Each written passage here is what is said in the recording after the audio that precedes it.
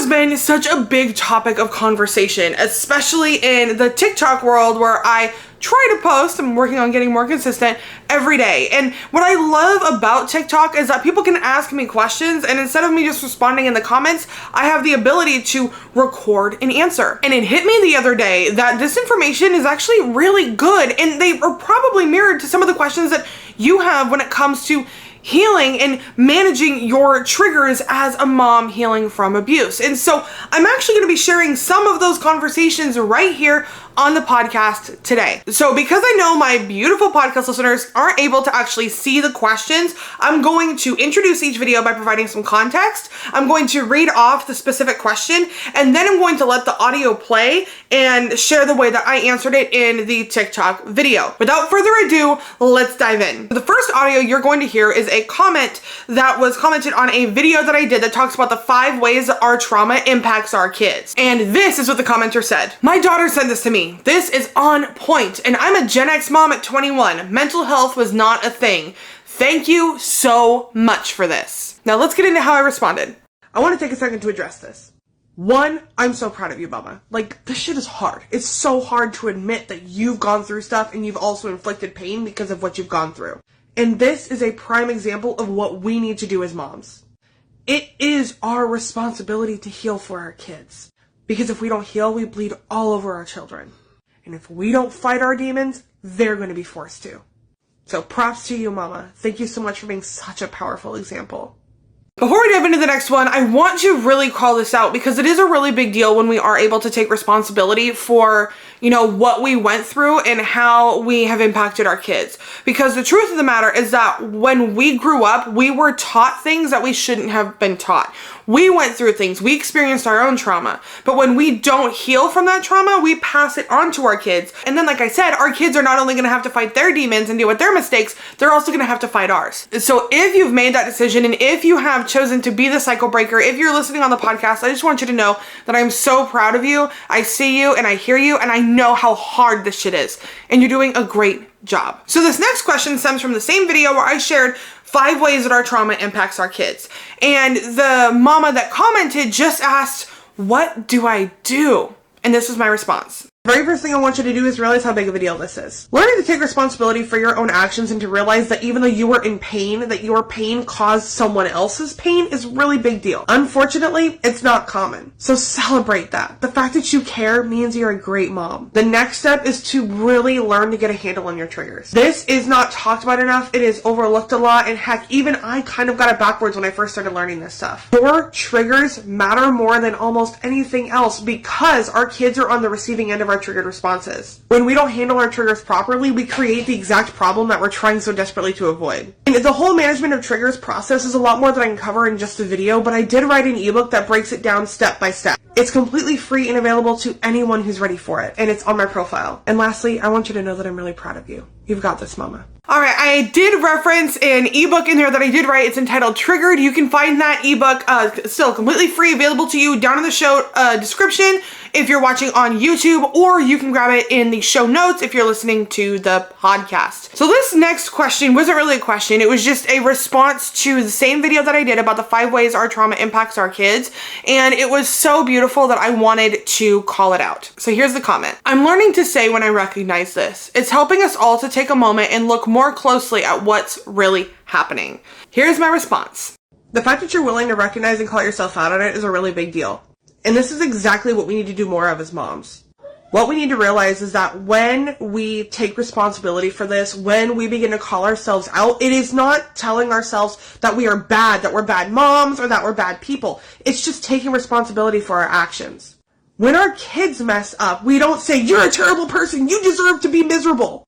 No, we say, hey, take responsibility for what you did, and then let's learn to get better. We need to start taking that approach with ourselves as well. That is the type of energy that's going to create cycle breakers. That is the energy that's going to completely shift not only us, not only our families, but every generation after us. It's not easy at all. But learning to recognize it when it happens, learning to gently call yourself out and take responsibility for your actions, that is cycle breaker energy, and that's powerful. This This next question came from a video that I did all about triggers, where I just talked about, the most important reasons why we need to learn how to manage our triggers for our kids. And this mama responded, I need a little help on this. Everything is a trigger for me. So one, I want you to know that if you relate to this, you're not alone at all. Like, I have been there, and there are still days where I get there, where it feels like every single thing that I do, every single thing that I hear is a trigger, and I will get set off. And that's why learning these things and learning our coping strategies is so important. Let's dive into the response. Oh, this right here. One, I am the very first to admit that I am human, and there are days that I handle this so much better than others. I literally teach this stuff, and I still fail at it on a relatively consistent basis. Now, consistent is not once a week versus, once an hour. But the reason I share that is because I want you to know that, one, you're human. There is no way to fix it overnight.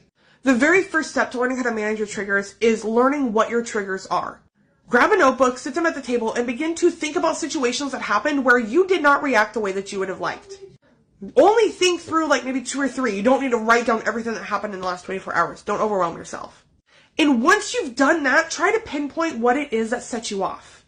Awareness of is your very first step to managing your triggers. If you want more, I did write a complete ebook that breaks this down step by step. It's called Triggered. You can find it on my profile, and it's completely free.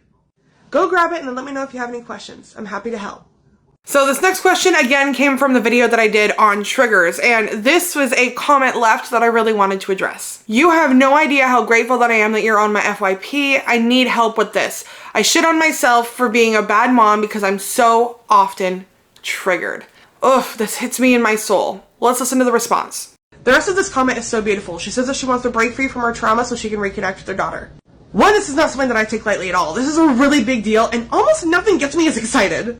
Recognizing that what you went through, that the pain you are currently feeling is inflicting pain on someone else, takes a lot of self-awareness and a lot of self-responsibility. Like, that's really freaking hard, and you're doing it. And this is cycle breaker energy, and I'm here for it. So, number one, the very first thing that I want you to do is to give yourself some grace. Your brain ain't gonna like it, and your brain's probably pitching a fit right now because it's like, but I don't deserve grace. I'm a bad mom. Yes, I'm in pain, but I've hurt my kid. I've yelled at my kid. I've lashed out at my kid. I've snapped at my kid. I've said things to my kid that no one should ever say. I have become the people who have hurt me, and therefore I am terrible. First off, self-responsibility and giving yourself grace does not mean that those things are okay. I am in no way condoning triggered responses, not at all. But the more we beat ourselves up, the less we trust ourselves as moms. The less we trust ourselves as mom, the more we push away our kids because we believe that we're so bad already. Why change? We deserve to be miserable. And because we deserve to be miserable, we don't want to project that misery. And so we continue putting this distance between us and our kid and do the exact opposite of what we really want to do. So giving yourself grace is step number one. Step number two, if you haven't already, go grab the Triggered ebook on my profile. It walks you through a step-by-step process of finding, managing, and coping with your triggers. It's the exact process that took me 4 years of trying and failing at before I found something that actually worked. Then commit to the work. Decide to be committed even when it gets hard. Decide to stay committed even when our kids don't trust us. Decide to stay committed when we feel like garbage. Decide to stay committed when your brain is telling you all of the reasons why you're just so horrible and you don't even deserve to be here. Stay committed to the work. It will not be easy. This might be one of the hardest things you ever do. But this is the thing that's not only going to change your life and your daughter's life, but every single person that comes after her. Every single generation.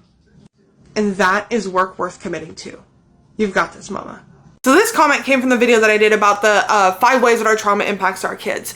And this is heavy, but it is so important to call out. The comment is this: I learned to stay in toxic abusive relationship from observing my parents. I'm 26 and still unlearning so much. Thank you for posting this. Let's dive into the response. 1, thank you so much for sharing. But 2, this right here is a prime example of why we so desperately need to heal. If we as moms don't take responsibility to heal what we've gone through, we are going to pass that on to the next generation, and chances are it will get passed on to the next and the next and the next. We have to take our responsibility as cycle breakers seriously. It is not a matter of, oh, I'm going to wait until life is easier. It's a matter of doing the work right now. It's a matter of deciding that this ends with you and it will not be passed down to your kids. I don't want to continue to see generations of children seeing abuse as love. This has to change, and it starts with us. That last one wasn't necessarily about triggers, but it's one of those things where it reminds us our why. Because when we don't have a solid why and understanding as to how important it is for us to heal, for us to learn how to manage our triggers, it's so much easier to give up. But this right here is a solid why. We don't want our kids to go through what we went through. We do not want our kids to pass this on to our grandkids and every generation after. We have the power to say no.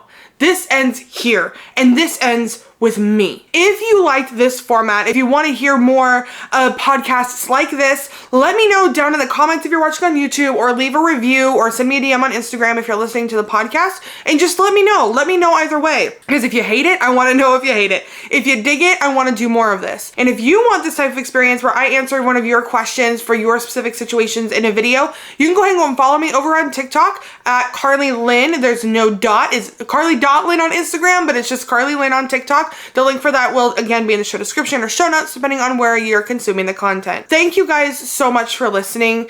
Do not give up. Don't quit. Our kids need us to be okay. We have to do better. We have to learn so our kids don't suffer the same way we did.